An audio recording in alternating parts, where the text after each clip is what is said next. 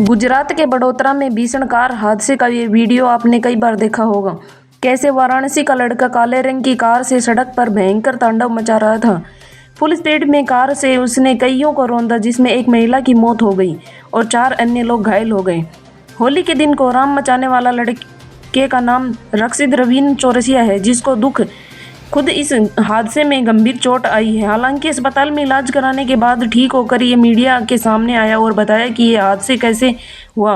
उसने हादसे से जुड़ी एक बात बताई। लोग स्कूटी से आगे आ रहे थे, एक क्योंकि कारेली बाग चौराहे पे चौकड़ी पे आप देखेंगे कि गड्ढा हुआ है, और हम लोग जब राइट आने का स्पेस था उस टाइम एक स्कूटी थी और एक कार था। उसके बाद जैसे ही हम लोग अंदर घुसे तो कार छू गई और एयर बैग खुल गया। जैसे ही एयर बैग खुला कुछ आगे का दिखा नहीं और गाड़ी अपने आप ही डीरेल हो गई। कितनी स्पीड में थी गाड़ी? 50 की स्पीड में तो आराम से थे। 7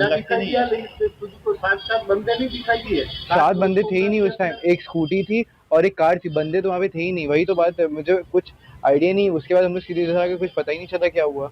आरोपी के मुताबिक जब ये हादसा हुआ तो उसकी कार 50 की स्पीड में दौड़ रही थी और उस वक्त वहां पर कोई लोग नहीं थे, बस एक स्कूटी और एक कार थी। फिर अचानक कार ने दूसरे वाहनों को थोड़ा छुआ और एयरवेल खुल गया। इस दौरान उससे कुछ दिखा नहीं कि बाद में क्या हुआ। जब रक्षित चौरसिया से नशे को लेकर कोई सवाल किया गया तो उसने साफ इनकार कर दिया।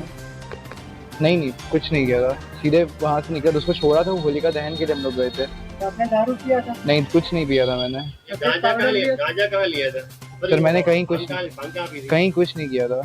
वहीं अपनी गलती को मानते हुए रक्षित कुछ ऐसा बोल गया कि उसने सोशल मीडिया पर ट्रोल करने लगे। क्या कहा सुनिए। सर मुझे अभी जस्ट पता चला है और मुझे कोई आइडिया कल तक भी नहीं था, क्योंकि मुझे से बताया गया था, मुझे पता नहीं था।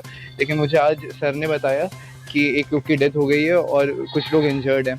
और ऐसा दुख मनाने का ऐसा कुछ नहीं सर। मैं सबसे पहले उनकी फैमिली से मिलना चाहूँगा, क्योंकि मेरी गलती है।